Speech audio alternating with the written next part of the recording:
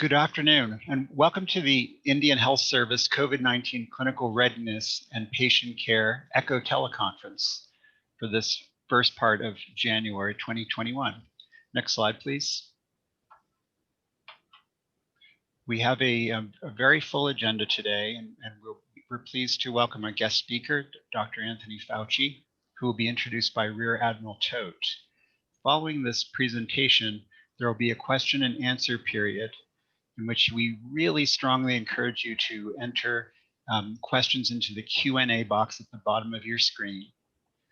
Following this, there will be an Indian Health Service epidemiology update by Rear Admiral Michael Todt, and then we'll leave some time at the very end for questions you might have about administering monoclonal antibodies in a Q&A session, and you can also ask some vaccine rollout questions if you like, so we can help you with that. Next slide, please. Please remember to submit your questions through the Q&A feature. Next slide, please. And just a reminder that this session is being recorded and your attendance is consent to be recorded. This entire recording will be made available for distribution on the Project ECHO website, and you can apply for CME after completion of the evaluation. I'll turn the microphone over to Dr. Todt at this point. Thank you so much, Dr. Irlu. It's really a pleasure to be able to introduce, and without further ado, I'm going to get right to that, Dr. Anthony Fauci.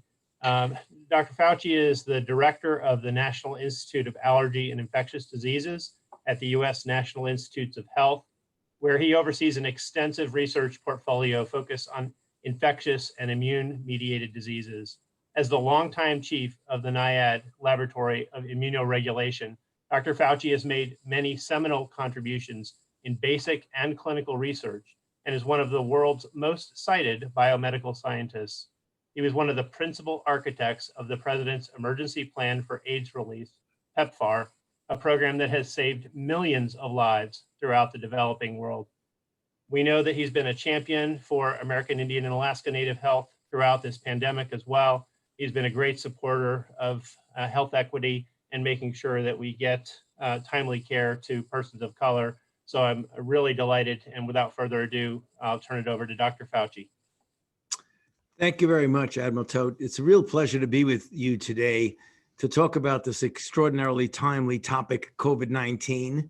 As you see from this first slide, I'll be talking about both the public health and scientific challenges. I have no relevant financial relationships with commercial interests. The objectives of this talk is to discuss the mechanisms and risk factors for SARS transmission, as well as the principles of transmission, to describe the clinical presentation, to discuss the current therapeutics, and to describe the current state of vaccine development and deployment in the United States. Let me start by showing this slide of a perspective, a viewpoint that my colleagues and I wrote at the very beginning of the outbreak in January of 2020. Note the title, Coronavirus Infections, More Than Just the Common Cold. I was not trying to be facetious by this particular title, but I wanted to impress upon the readers of the viewpoint that we have had decades of experience with coronaviruses. Looking at this phylogenetic tree, one sees a number of viruses. The human coronaviruses are in red font. 4 of those, which are highlighted in yellow, are the coronaviruses that account for between 15 and 30% of all of the common colds that each of us experience repetitively over many years, particularly the winter months. 2 of these then, starting in 2002, as well as 2012, were the first time we experienced a pandemic coronavirus. All of you may recall in 2002, with the severe acute respiratory syndrome, or SARS, which began in the Guangdong province of China and spread in a pandemic fashion throughout the world. Its ability to transmit from human to human was not efficient, and the application of good public health measures such as identification, isolation, contact tracing, and quarantine put an end to the outbreak within the period of about a year. 10 years later, we had MERS, or the Middle East Respiratory Syndrome, another infection that originated from an animal reservoir into humans and as a smoldering pandemic, which was confined not completely, but somewhat strongly to the Middle East, particularly Saudi Arabia, although it was seen in other parts of the world. Fast forward to today, and we have now the third pandemic coronavirus, first recognized by the Chinese in the Wuhan district of central China, where a new strain of coronavirus was identified. Getting back to the phylogenetic tree, as you can see, it was close to, in a phylogenetic way, the original SARS, and hence the nomenclature was changed, with the original SARS now being called SARS-CoV-1, and the new virus, SARS-CoV-2.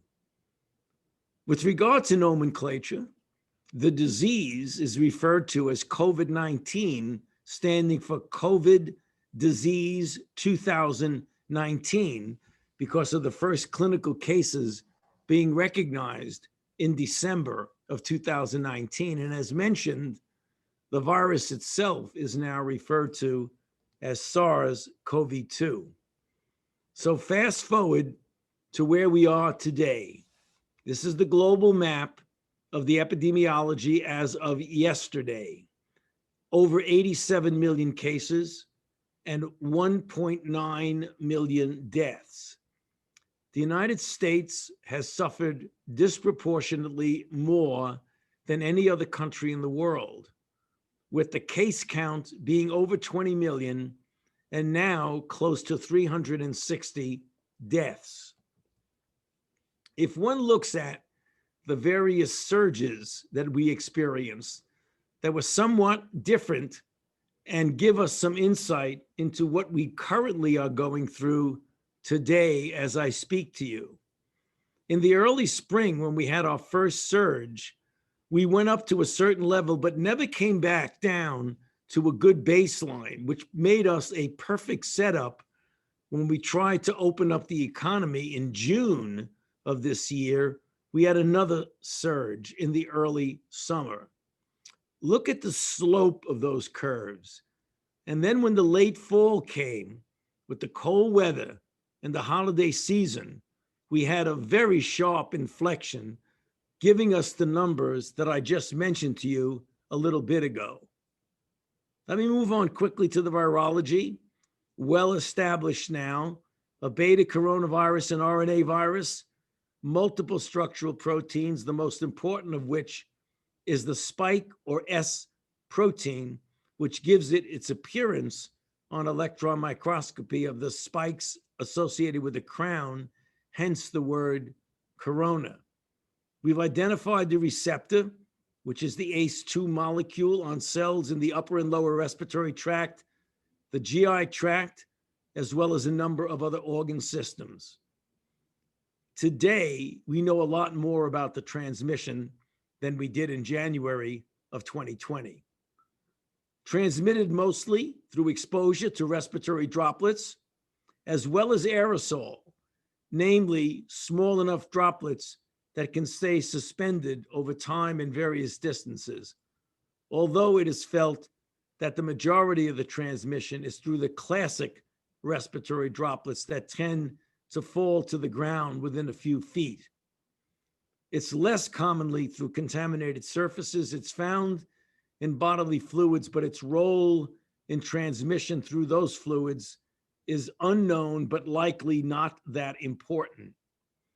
The risk of transmission increases by the type and duration of exposure and the viral load, commonly seen in household contexts and in congregate settings, in healthcare settings when PPE is not used properly, and in closed situations such as cruise ships, nursing homes, prisons, meatpacking plants. Factors that may induce the risk are crowded spaces with poor ventilation. And now, as we're starting to realize, things just as simple as singing, speaking loudly, or breathing heavily. The fundamentals to prevent the acquisition and transmission are what we talk about every day: universal wearing of masks, maintaining physical distances, avoiding crowds in congregate settings, particularly indoors, doing things outdoors more frequently than indoors, and frequent washing of hands. The clinical manifestations of protein early on, very similar to a flu-like syndrome, with the signs and symptoms as shown on this slide. It's a very interesting peculiarity of this is the loss of smell and taste in many individuals that generally precedes the onset of respiratory symptoms and may not return for some time following recovery. There are mild to moderate symptoms in 81% of individuals. However, the 20 to 25% who have severe and critical symptoms account for the mortality leading to the 360,000 cases of individuals who have died since the beginning. The case fatality rate of people with severe disease ranges from a few percent to about 20% for those who require mechanical ventilation. These severe symptoms are fundamentally acute respiratory distress, but other organ systems can be involved, such as the heart, neurological, acute kidney, and hypercoagulability that may lead not only to microthrombi, but to acute strokes. There is an interesting multi-system inflammatory syndrome in children that resembles Kawasaki syndrome.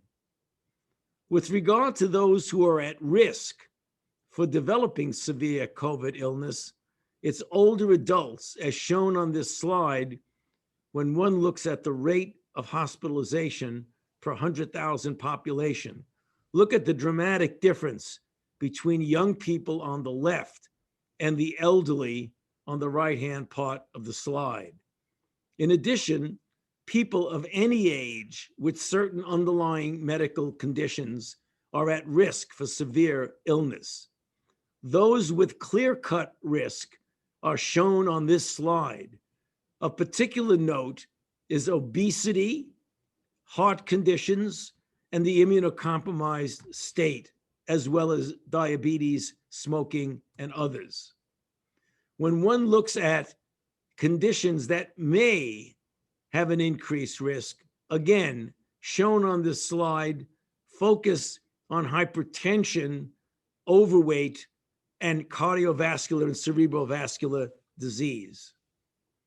One of the very important issues with regard to COVID-19 and very relevant to what we're talking about today are the racial and ethnic disparities, with the most pervasive disparities in African Americans, Latinx, and where data exists for Native Americans, Alaskan Natives, and Pacific Islanders. This is shown on this slide when you look at the rate of hospitalizations per 100,000, comparing on the upper part of the slide, the Hispanics, American Indians, Alaskan Natives, and Black non-Hispanics compared to the white non-Hispanics. This is shown even with regard to deaths per 100,000. Again, look at the racial disparities on the top of the slide compared to individuals on the lower part of the slide. The rates of COVID-19 associated deaths among Native Americans, Alaskan Natives, and non-Hispanics is very prevalent in the younger individuals. If you look at the deaths per 100,000 in red among Native Americans and Alaskan Natives compared to whites in individuals who are younger, the disparity is very, very clear. There's also a post-COVID-19 syndrome which is described, namely following the clearance of the virus.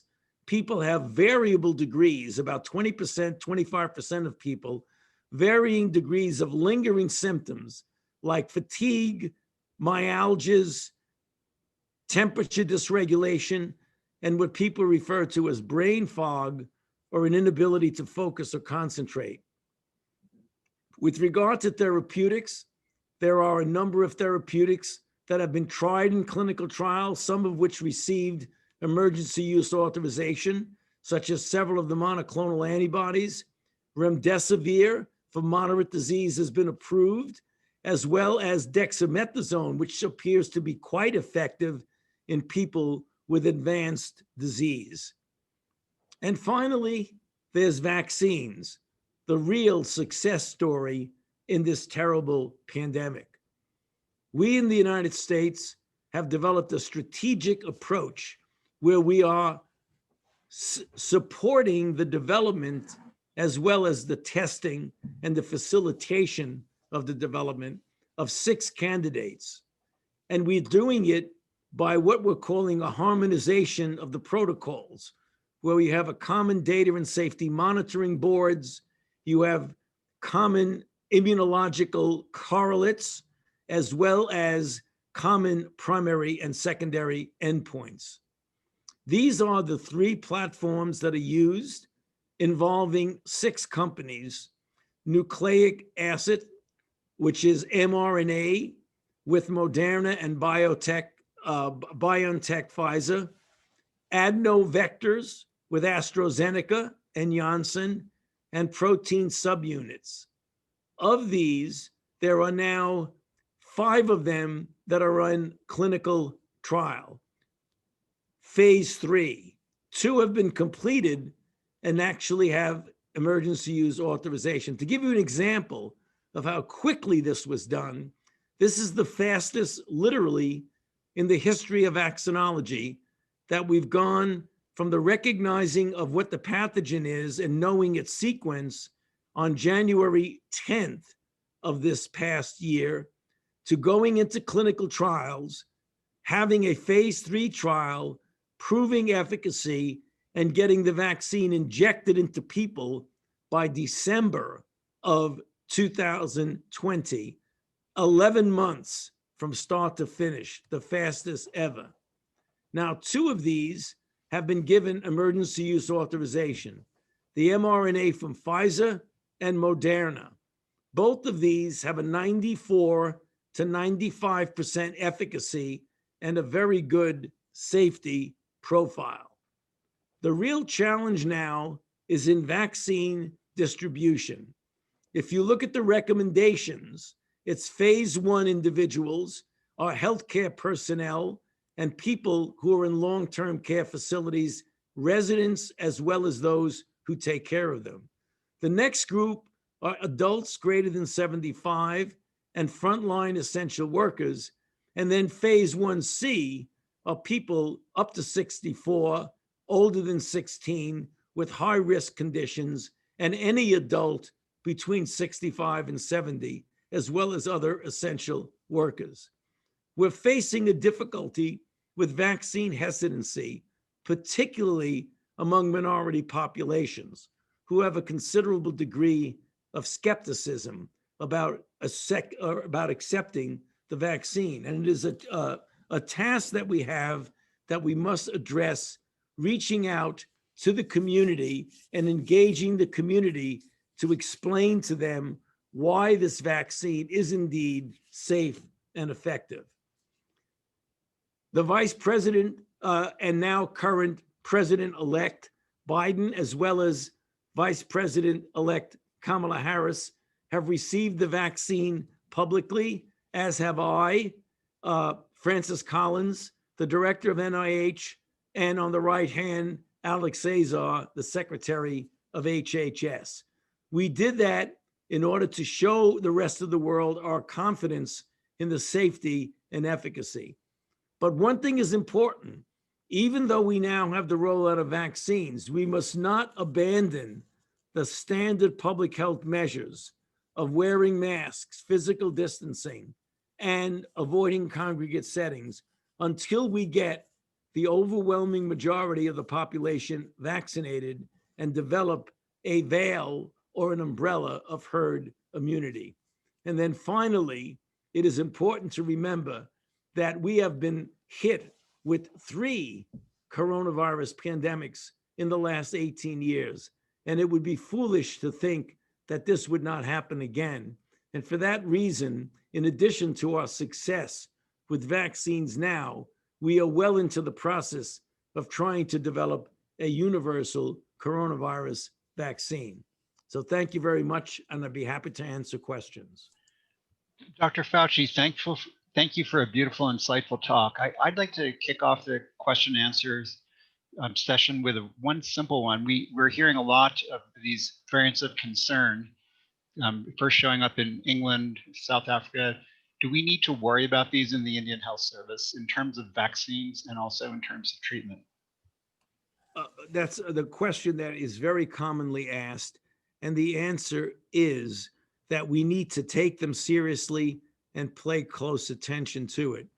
The Brits have a considerable experience with their mutant, and that is a mutant that is associated with an increase in transmissibility, but up to now, no increase in virulence, namely resulting in a greater than expected amount of serious disease and deaths. And it does not seem to evade the antibodies that are induced by the vaccines that we're currently using.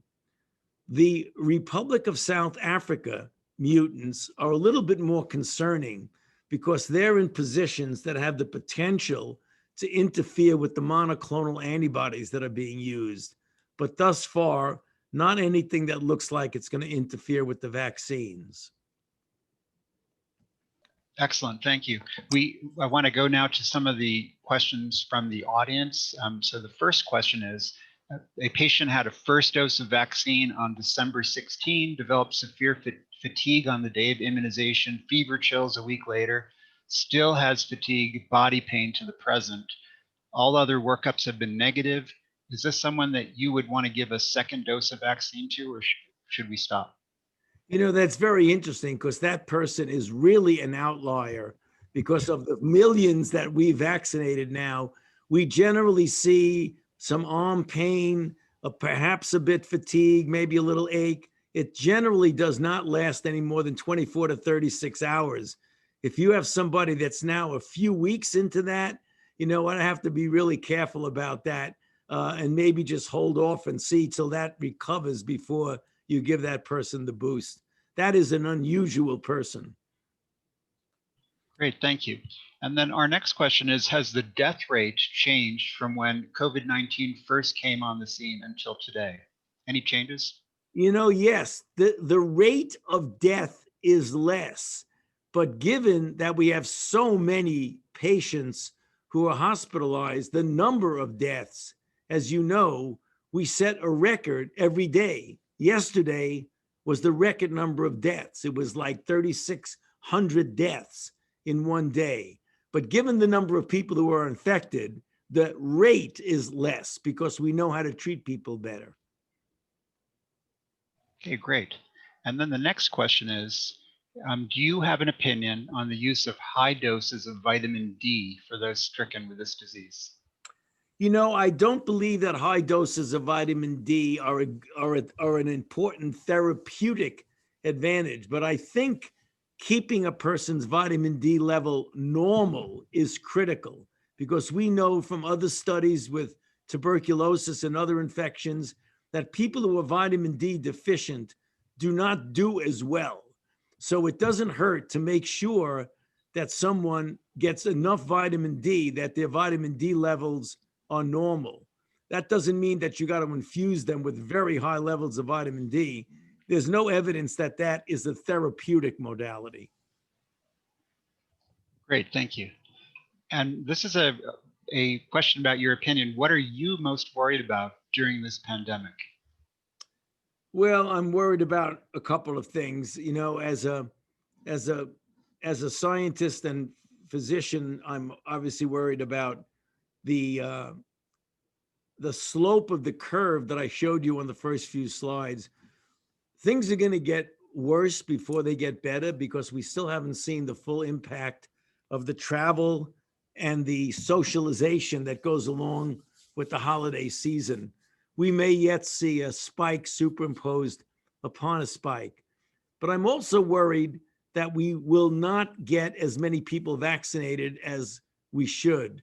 We've got to get beyond the vaccine hesitancy, and we've got to be very efficient in the logistics of distributing vaccine and getting it into the arms of individuals. We have, fortunately for us, an extraordinarily efficacious vaccine to the tune of 94 to 95% efficacious. It would be a terrible shame if we don't get 85% at least of the population vaccinated in order to give us that umbrella of herd immunity. Thank you. The next one is one that we've all been worried about. You showed us the distribution slide for American Indian Alaskan Natives, showing that mortality goes up around age 20 and it still goes even higher up through age 59 with tenfold higher death rates than US whites. Do you think that we should use those age recommendations of over 75 in tier 1B, tier 1C, or should we shift our curve downward to the lower group in Indian country? You know, that's a great question. So let me tell you how I'm going to answer this, and I don't think it's going to get me into any trouble. Just kidding. And that is that the CDC and the Advisory Committee on Immunization Practices makes recommendations of what to do.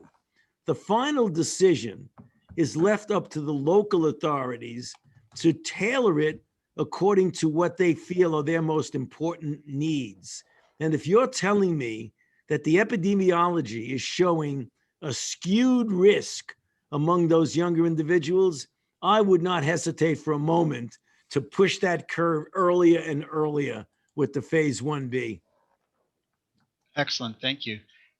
Lumping a couple questions now together. I know we're running out of time here, but in terms of nursing mothers, people who are recovered from COVID, people who got a monoclonal antibody, what would you say is the best thing to do about the timing? Is the vaccine safe for these folks? When should you give it?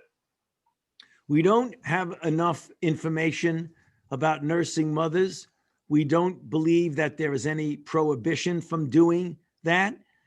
Same thing with pregnant women, because we haven't done the studies yet in pregnant women. But people who've received monoclonal antibodies, the recommendation is to wait about 90 days before you vaccinate them to give the antibody a chance to clear. Otherwise, it would interfere with the effect of the vaccine. Okay, great. We have a question from Dr. Hammett, who is from the Johns Hopkins group.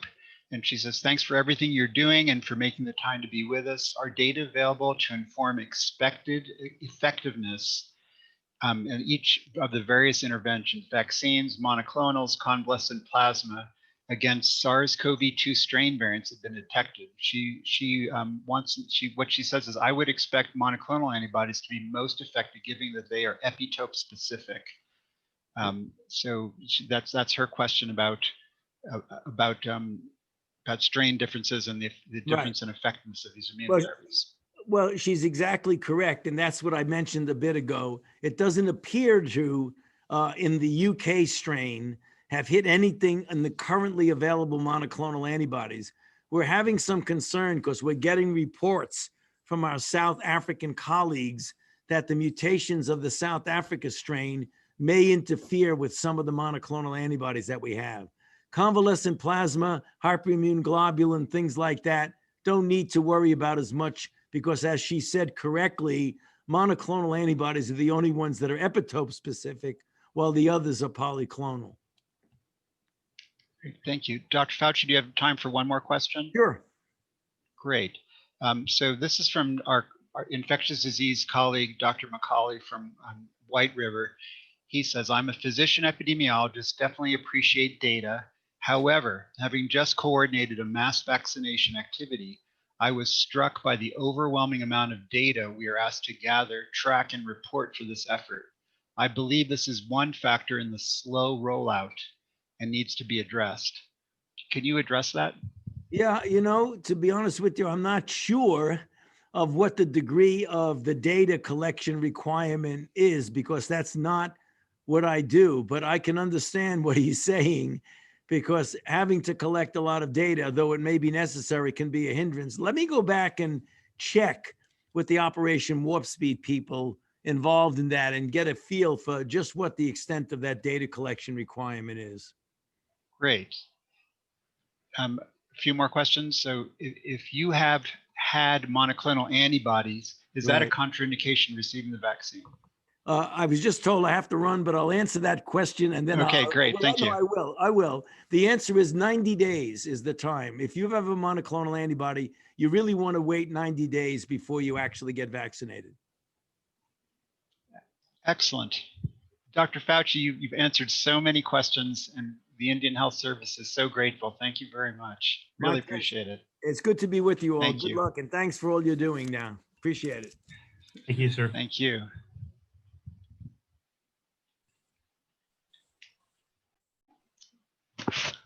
Okay, thank you, everyone. Sorry we couldn't get through all 61 Q&A questions. We'd now love to hear from Admiral Tote. He's going to be talking to us about what's going on in the Indian Health Service with COVID-19, epidemiology, programmatic developments, etc. Dr. Tote. Thank you, Dr. Irilu. And boy, I just want to reflect on what a great opportunity that was. And we know that Dr. Fauci is so busy on the national scene, and for him to take the time out to advise us here at IHS Tribal and Urban Indian Organizations, we're very grateful for that. And thank you to you, Dr. Irilu, as well as our colleagues at Project ECHO for making this happen. So I do want to give an update with respect to the Indian Health Services numbers and the epidemiology. We to date have continued rapid and aggressive testing, as well as now vaccination, but also working on the treatments as well. I'm going to defer any updates about the monoclonal antibodies to Captain Clark, who will give some updates on that. But I briefly want to share with you that we've reached a milestone earlier this month. We have tested 1.7 million individuals, and that number now exceeds our user population. Some people say, now, why can that be? How can you have tested more than the user population? Or conversely, they might ask, does that mean everyone has been tested? And the answer is no, it does not mean everyone has been tested. Our tests include repeat tests, so it's an absolute number of tests performed. So in that 1.7 million, it might include individuals, or will include individuals, most certainly, who have been tested more than once. It also includes our workforce. It includes household contacts. When we have anyone in Indian country who tests positive for coronavirus, and we have the authority and ability to test their household contacts, and they may or may not be beneficiaries. So that number being higher than our user population is a reflection of that. But nonetheless, it is still a demonstration of very aggressive actions on the part of our health systems to make sure that we're testing adequately throughout communities. On the flip side of that are the results. We've had 153,335 positive and 1.4 million negative. So the cumulative number is at 9.6%, but more relevant to the current state of the spread of the virus, our 7-day average positivity is now at 16.1%. We do see variation across the areas, significant variation. Alaska has been able to hold its cumulative percent positive to 2.6% with a 7-day rolling average of 4.2%. And then Navajo area, Oklahoma City area, the Phoenix area are all above 20% in 7-day rolling average positivity. So again, you see great variation across the areas. And for the sake of time and to refer you to the actual numbers and further details, you can go to ihs.gov/coronavirus, and we've got our numbers posted there, updated daily as well.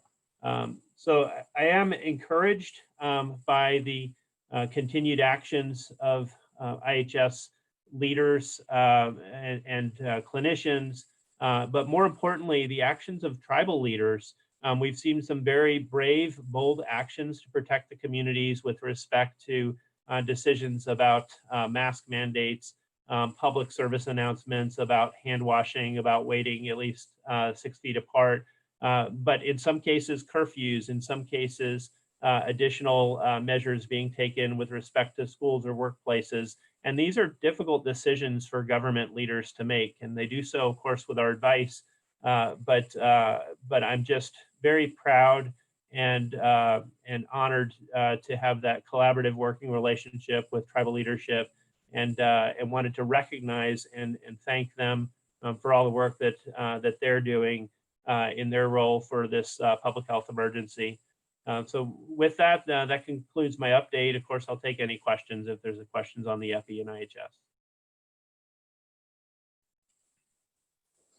Thank you, Dr. Todt. There's a lot of questions to choose from there, so we're going to have to work our way through as best as possible. Of course, thanks to Dr. Fauci and his team for making time available in his schedule for the excellent presentation that he offered up. The next part of our presentation time today is going to be given to Dr. John Irelu, who you've just heard from, our Chief Clinical Consultant for Infectious Disease in IHS, and Dr. Matt Clark, who's the chair of the National Pharmacy and Therapeutics Committee, to talk about a little bit about vaccine, but also the monoclonal antibody treatment. We've got many questions that have come up about this. I'll start by moderating the Q&A around this, and I'll just let everyone know I'll do my best to get to as many of the questions as we can in the Q&A. I think folks can see there's over 60. But first, I wanted to turn over to Dr. Clark to talk a little bit about the process of monoclonal antibody distribution and from the acquisition from the manufacturer right down to the level of the individual facility and how that rollout is going and what takes place. Thank you, Dr. Clark. Great. Thank you, Dr. DeAndrea. So I wanted to start by saying that we do have up-to-date clinical information regarding bamlanivimab and the Regeneron products available on the IHS National Pharmacy and Therapeutics website under the COVID-19 tab, and you can reach that by just Googling IHS MPTC.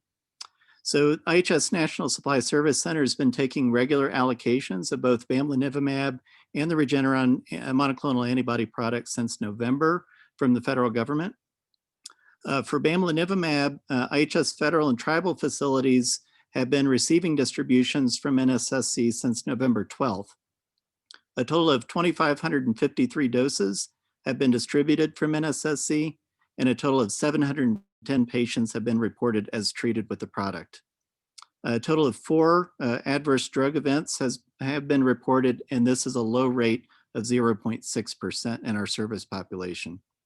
For the Regeneron products, casirivimab and imdevimab, IHS federal and tribal facilities have been taking distributions from the NSSC since November 21st, and a total of 1,636 doses have been distributed from NSSC to date.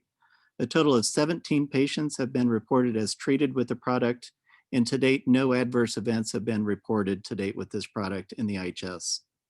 So the process for sites requesting monoclonal antibody products from NSSC includes what we're recommending is a self-assessment by the facility to determine that they have the capacity under the requirements of the EUA to be able to administer the product.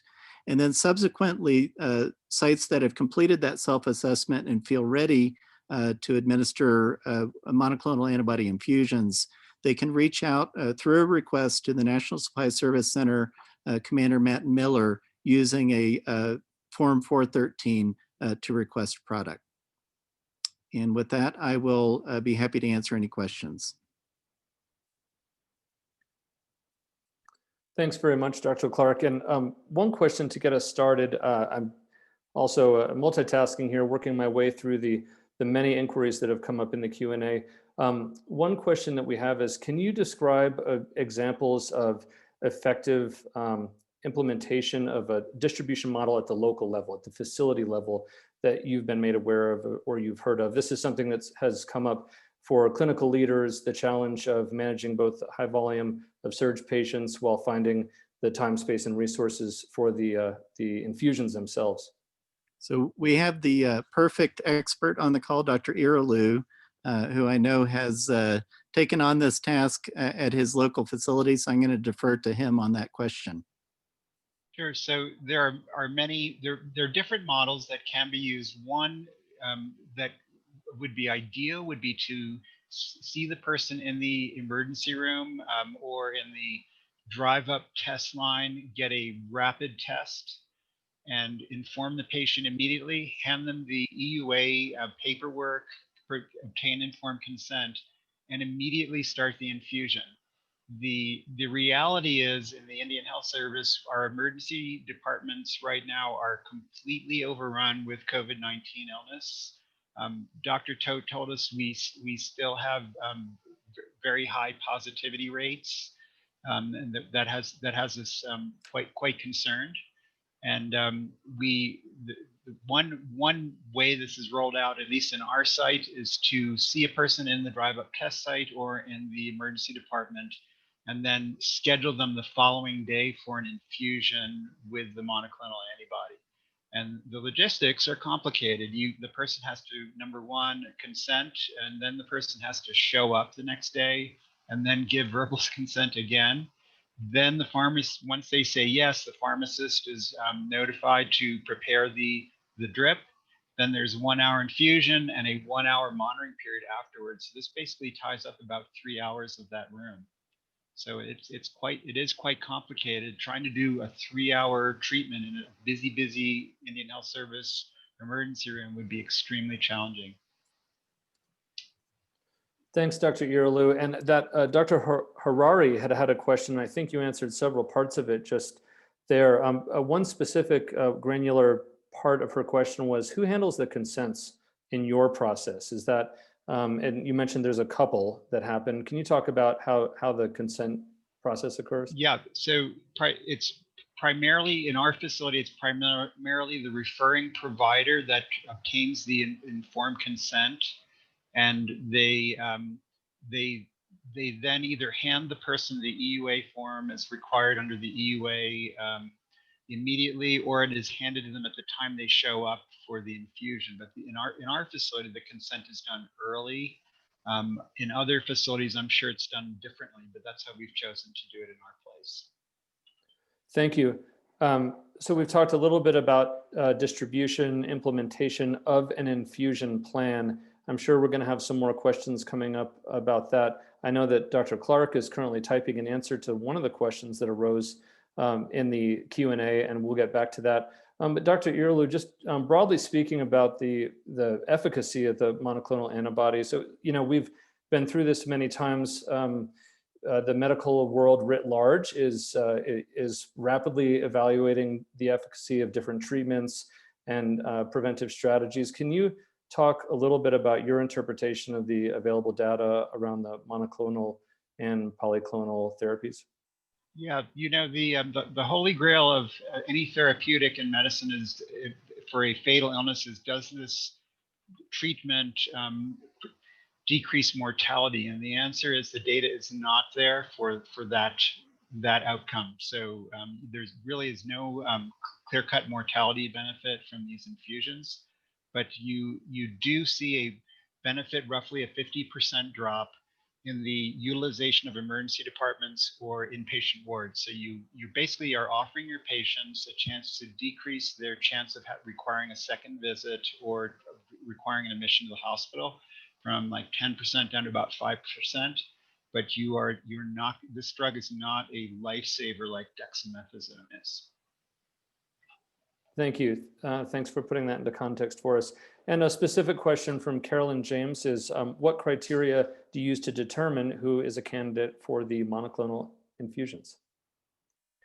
Oh boy, that's a big one. So this, you have to look at how much space and how much personnel you have to be able to provide the infusions. and set your criteria accordingly. So we feel that the biggest bang for the buck in our practice is to go after individuals greater than 65 years of age, and to go with persons who have a high BMI, and you can use a cutoff of 30 or 35. And we feel that that's the highest risk population. So it helps us get our elders and also those younger people that we talked about in that unusual epi curve that shows high mortality in the ages of 20 to 59. So when we use that BMI, we capture some of those. So in addition, we take people with the usual CDC high risk, the same ones that our vaccine colleagues who are on the call would use. So things like heart disease, diabetes, chronic kidney disease, solid organ transplant, etc.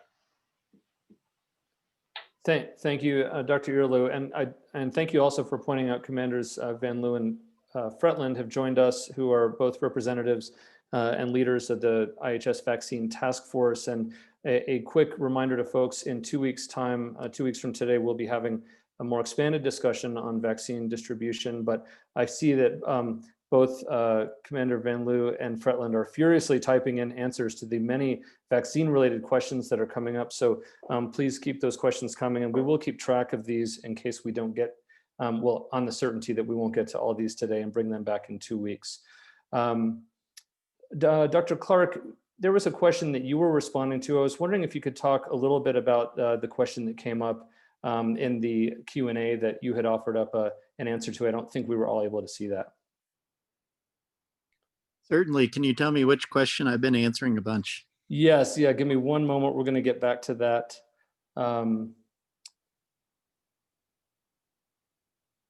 You have been answering a bunch, and it's we're going to have to, I'm not able to find the first one that you had been addressing right now, but while we have you, yeah, go ahead. I think I may know which one you're talking about. There was a report through the chat box of an adverse event related to Yes. monoclonal antibody infusion. And what I would say is, first of all, adverse events should be reported under the emergency use authorization through the FDA MedWatch process. If that is done, and if IHS is identified on that report, we can access that information and follow up on it. We can also aggregate any adverse events occurring related to any of these products, whether it be medications or vaccines, to determine whether or not there are any trends within our service population. So I would highly encourage folks who are clinical staff observing adverse events, either due to a COVID, or for that matter, any medication therapy, or due to COVID vaccines, or for that matter, any vaccine, to take the appropriate steps to report either through FDA MedWatch for medications or through VAERS for vaccines. And if you have questions about how to do that, I would invite you to go to the pharmacovigilance tab of the IHS National Pharmacy and Therapeutics webpage. You simply Google IHS NPTC, pops up right away, go to pharmacovigilance, and there are details about how to ensure that those reports are completed properly and to include the IHS related information so that we can follow up on that. Thanks so much, Dr. Clark. Dr. Earloo, back to you. A lot of, and for Commander Van Loo and Fretland, this is with regards to the vaccines. So some questions coming up around the new strains and the vaccine effectiveness. Thank you for making this one of your, if not the first question to Dr. Fauci. Of course, there's going to be a time period where we're awaiting data around this. Not to put you on the spot, but could you hazard a guess as to the timeline where we will have a better understanding of the effectiveness of the vaccines and the antibody therapies, and with regard to how the new strain interacts? Yeah, our colleague, Dr. Hammond from Johns Hopkins got into this in her question to Dr. Fauci, and that is we have a paucity of data. We need sequence data. We need to know what mutations are and in the general population circulating right now, and which ones are relevant for the vaccine. Dr. Fauci told us don't worry too much about the Brits, but worry about that South African strain. I'd like to see that data. Yeah, and this may be getting a little academic, but I think this is part of that question. Did we learn anything from our prior experience in the past 2 decades with previous SARS outbreaks that can tell us about the pace or rate or quality of mutations for coronavirus that can maybe give us a little bit of a forecast as to what we might expect with regard to the rise of new strains? My understanding was that those 2 outbreaks were extremely short-lived. They did not have lots of mutations. They did not stretch out like this for a year. And here we are, 12 months and 13 months into this pandemic, and we get the sense that things are getting worse. That was not something that happened with the other 2 viruses. I'm not an expert on coronaviruses, so you probably should have saved that one for Dr. Fauci. Fair enough. Thanks for weighing in and fearlessly offering an opinion on that one. It sounds like we're in a little bit uncharted water with regard to what we've learned from some of the prior SARS strains. Here's a more open-ended question, and again, Commanders Van Loo or Fretland, if you have any comments on this one, from Danica Brown. And Danica asks, can you comment on the vaccine dose change and/or change in the frequencies being discussed as a means of increasing the number of available doses to recipients? So changing the dose, changing the timeline of administration for boosters. This has unfolded a bit in the UK. There's been some discussion of it here. Any comments on that, Dr. Irlo or Commander Van Loo? Sure, this is Commander Van Loo, and I think these are really great and relevant questions right now as we are in a time of limited vaccine and trying to find strategies to allow us to have additional doses to provide those at highest risk. At the same point, the FDA currently, on the 4th of January, came out with a statement saying we don't recommend any alternative schedules at this time. We would recommend meeting the minimum intervals and requirements for dose 1 and dose 2. According to the EUA schedule. So at this point, it's not being recommended by the FDA. And, there are risks associated with operating outside of the recommended schedule.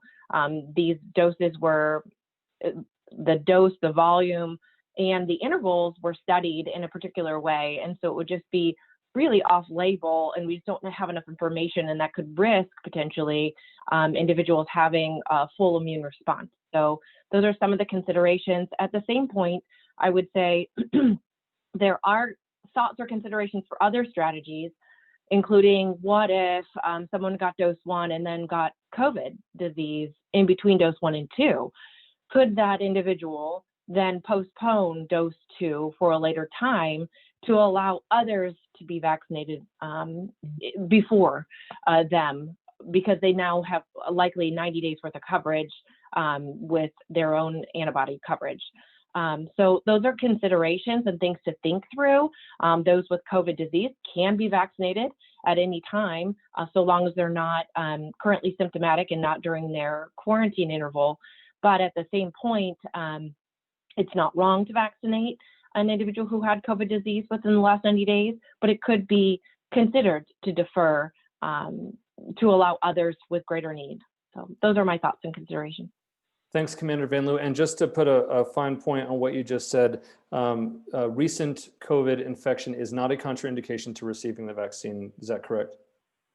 Thanks. And that's correct. And in fact, I'll admit online to everyone right now, I am too suffering consequences of COVID. I did have my first dose on December 17th. We had a family exposure. And, that's a consideration. Do I get dose 2 and go ahead of folks who truly need this vaccination, who are at high risk, my parents, for example, or do I defer and allow others to go ahead? So those are really great questions, and I think it's very personal to me right now for some of these decisions. But you're right, having COVID disease is not a contraindication, nor a consideration, other than if someone is symptomatic at the time, we would defer vaccination, or if they're in their quarantine period, we would ask them to not come in and seek vaccination. Well, very sorry to hear about your personal experience with this. Thank you for your candor and willing to share your experience as a way of illustrating the different ways that we should consider receiving the vaccine. And one detail, my understanding is that with regard to the intervals of receiving both the initial dose and the booster, there's a week difference between the Pfizer and the Moderna. Please correct me if I'm wrong. My understanding is that's really revolves around the study design for each of those vaccinations. So the Pfizer was set up to study 3 weeks apart. Moderna was set up to study 4 weeks apart. It's quite possible that those intervals are, they're not locked in stone. Is that correct? And perhaps Dr. Irlu or others, Dr. Clark could comment more, but you're right. A lot of this is based on study design and whatnot. So, there are grace periods allowed according to the ACIP guidance that they will allow vaccination up to 4 days early with a grace period or no maximum interval, meaning that if someone were to be vaccinated and doesn't arrive on the 21st day for Pfizer or 28th day, they may still be vaccinated at any time point after. So to complete that series. So you're right, there is some grace and some flexibility in those doses, but you're right, most of it was based on the studies, and perhaps some of the recommendations will change or they will change the way that they're studying, but at this point, we don't have enough information to make recommendations outside those intervals. Thank you. And Dr. Irlu, maybe I'll put that one over to you because as Commander Van Loo is answering that, I recognize that a lot of folks are in this week, in the few days surrounding us, are scheduled for, have just received their booster. Can we offer some reassurance to folks who, for whatever reason, due to scheduling or other matters, have had to delay a booster a week or two, and reassure folks that that's expected to be effective? Yes, so for scheduling reasons, we've had to move up people to day, for instance, day 18, one of our employees, and that is totally acceptable with the Pfizer vaccine. And then it's stated quite clearly that it's ideal to do it on day 21, so you meet study design, but you have leeway to move it out. And I don't think I would put it out 3 months, but I think trying to get it the next time that person shows up to work or the next time you can grab that patient in clinic, hopefully within a week after the deadline, would be ideal.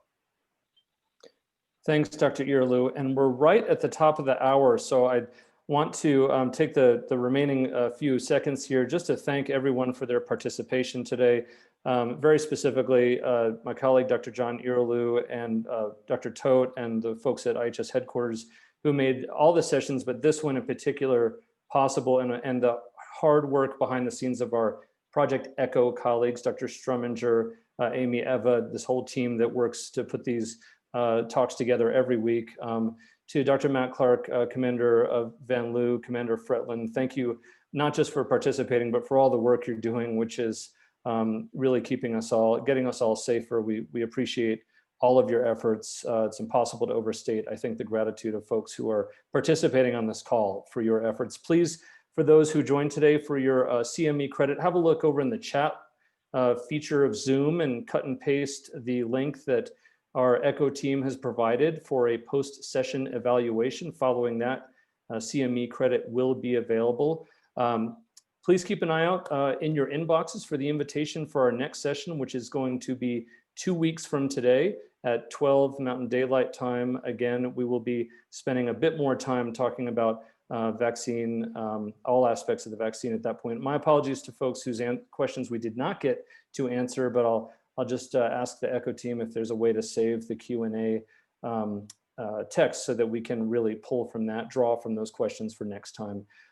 Thanks so much to all of our colleagues out there in the IHS tribal and urban space. We hope everyone's safe and well. And with that, we'll sign off this special session. Thanks, everyone. Thank you. Thanks, everyone. Happy New Year. Happy New Year. Happy New Year.